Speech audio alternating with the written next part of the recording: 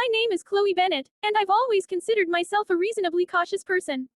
I live in a quiet, tree-lined suburb of Cedar Brook, a place where the most exciting event on a Tuesday night is the distant hum of a lawnmower or the friendly argument of neighbors about whose recycling bin belongs to whom. My home was my sanctuary, a two-bedroom cottage with a charming front porch and a backyard that I'd poured my heart into, filled with hydrangeas and a small vegetable patch. It was the kind of place that felt immune to the chaos of the world, a bubble of safety I had meticulously built for myself. That all changed, irreversibly, because of one simple, forgetful moment at midnight. It started on a perfectly ordinary Friday. I'd gotten home from my job as a graphic designer around 6, relishing the start of the weekend. I made myself a simple dinner, scrolled through streaming services without committing to anything, and eventually settled on the sofa with a novel I'd been meaning to finish.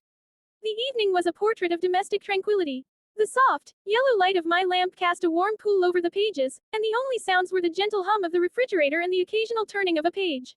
As the night deepened, a slight chill settled in, so I got up to make a cup of sleepy time tea.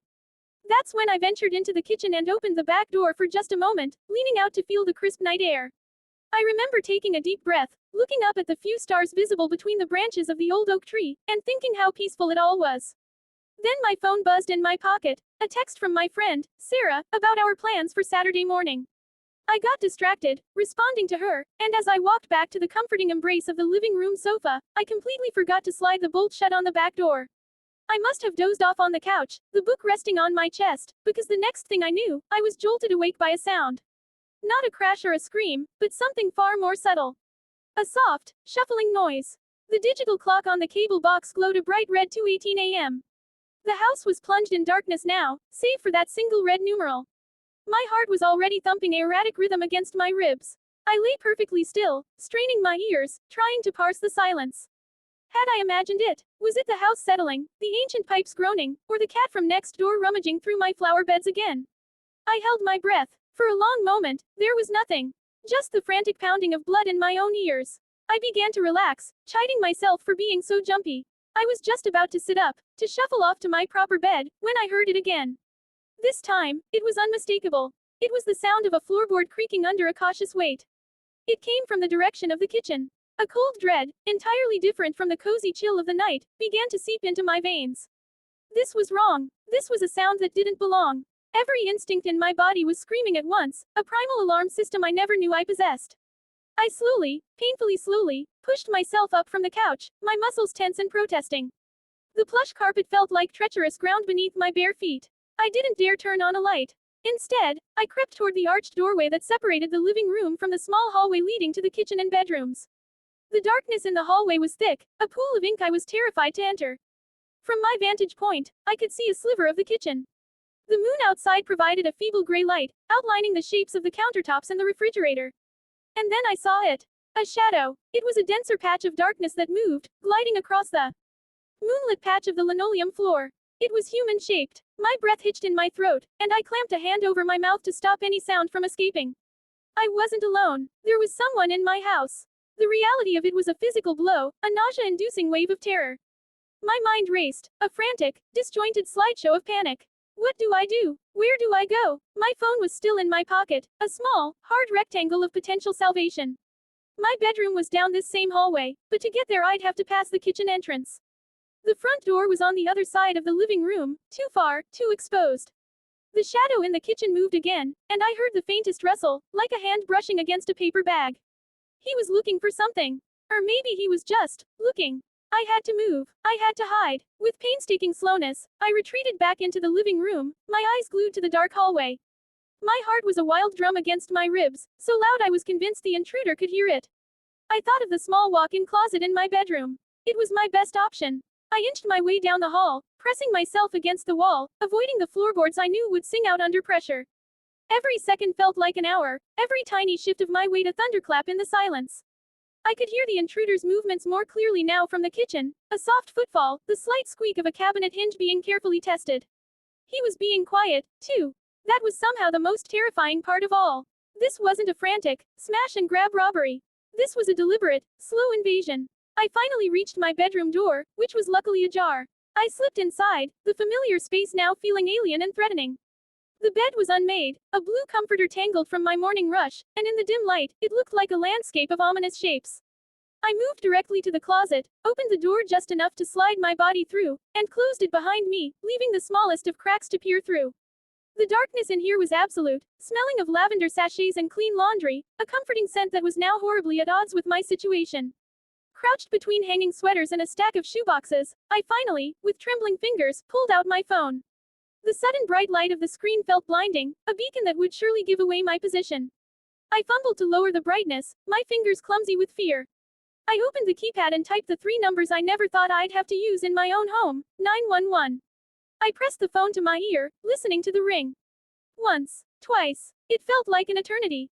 911, what's your emergency? A calm, female voice answered. I cupped my hand around the phone and my mouth, my voice a desperate, strangled whisper. There's someone in my house. I'm in my bedroom closet. Please, send someone. 1423 Willow Lane. I'm dispatching units now, ma'am. Are you in a safe location? I don't know, I whispered, tears starting to well in my eyes. I'm hiding. Please hurry. Stay on the line with me. Can you hear the intruder? I listened. The sounds from the kitchen had stopped. A new, more profound silence had fallen over the house. It was a waiting silence. A hunting silence. Then, I heard it. A footstep in the hallway. Right outside my bedroom door. He's coming. I breathed into the phone, my body trembling uncontrollably. He's outside my room. The door to my bedroom creaked as it was pushed open slowly. I could see a sliver of the room through the crack in my closet door. A dark figure stood there, silhouetted in the doorway, a tall, broad-shouldered shape that paused, scanning the room. My blood ran cold. I stopped breathing altogether, pressing myself back against the wall, wishing I could melt into the drywall. The dispatcher's voice was a tiny, tinny sound in my ear, but I couldn't make out the words. My entire universe had shrunk to the space between me and that dark figure in my bedroom. He took a step inside. His head turned, looking toward the bed, then toward my dresser. Moonlight glinted off something metallic in his hand. I couldn't tell if it was a knife, a tool, or just a belt buckle. My mind supplied the worst possibilities. He moved with a quiet, predatory confidence that made my skin crawl. He was just looking, taking his time. This was his domain now. Then, a miracle, in the distance, faint but growing louder, was the sound I had been praying for. A siren. It was still blocks away, but it was unmistakable. The figure in my room froze. His head cocked, listening. The siren grew closer, a second one joining it. The spell was broken. In an instant, the confident intruder was gone, replaced by a startled animal. He turned and moved quickly, not with stealth anymore, but with haste. I heard his footsteps retreating down the hall, back toward the kitchen. They're here, I sobbed into the phone. The police are here. He's running. Stay where you are, Chloe, the dispatcher said firmly. Do not come out until an officer confirms it's safe. I stayed crouched in the closet, listening to the glorious, deafening arrival of the police cruisers. Tires crunched on my driveway. Car doors slammed. Authoritative voices called out. Bright, swirling red and blue lights painted the walls of my closet through the small crack, a beautiful, chaotic light show of rescue. A few moments later, a deep voice called out from the living room.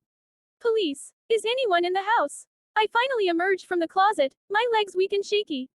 I stumbled out of my bedroom and into the living room, where 2 police officers, a man and a woman, stood with their flashlights cutting beams through the dark. The female officer came toward me, her expression calm and reassuring. Are you Chloe? She asked. I just nodded, wrapping my arms around myself. I was shivering, though the house wasn't cold. We've secured the house. He's gone. It looks like he went out the back door, the same way he came in. They walked through the house with me, turning on lights, dispelling the shadows that had held so much terror. And in the bright, unforgiving fluorescent light of the kitchen, I saw the evidence of the intrusion clearly for the first time. There was a single, muddy boot print on my light gray floor. The drawer where I keep the kitchen tools was slightly open. And on the counter, next to the fruit bowl, was a set of car keys that weren't mine. He had put them down, perhaps meaning to come back for them, or to free his hands. The rest of the night was a blur of statements and reports. The officers were kind and professional. They told me that my quick thinking to hide and call 911 likely prevented a much worse outcome. They took the keys as evidence. They pointed out the unlocked back door, the simple mistake that had almost cost me everything. I looked at that door, at the innocent-looking bolt that I had failed to slide home, and a fresh wave of guilt and fear washed over me. The sun eventually rose, casting a normal, cheerful light over Cedar Brook. The police cars left. The neighbors who had gathered on their lawns went back inside. But the safety of my sanctuary was gone. The house felt different, tainted. Every shadow seemed to hold a memory of the night's terror. I double-checked every lock, every window, a ritual that would become a permanent part of my life. They never caught the man. The keys belonged to a stolen car found abandoned a few towns over. The police told me it was likely a burglar who thought the house was empty, looking for easy cash and electronics. But I can't shake the feeling I got from watching him stand in my bedroom doorway. It wasn't just about theft. It was about violation. He wasn't just in my house. He was in my space, my privacy, my sense of self. It's been 6 months now. I've installed a new, heavy-duty deadbolt on the back door, a motion sensor light in the backyard, and a security system that chimes every time a door or window is opened.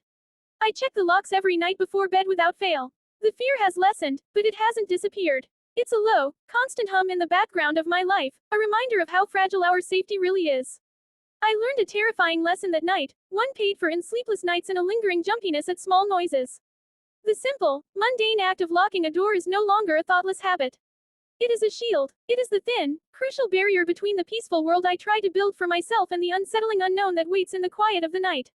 I will never, ever forget to close the door again.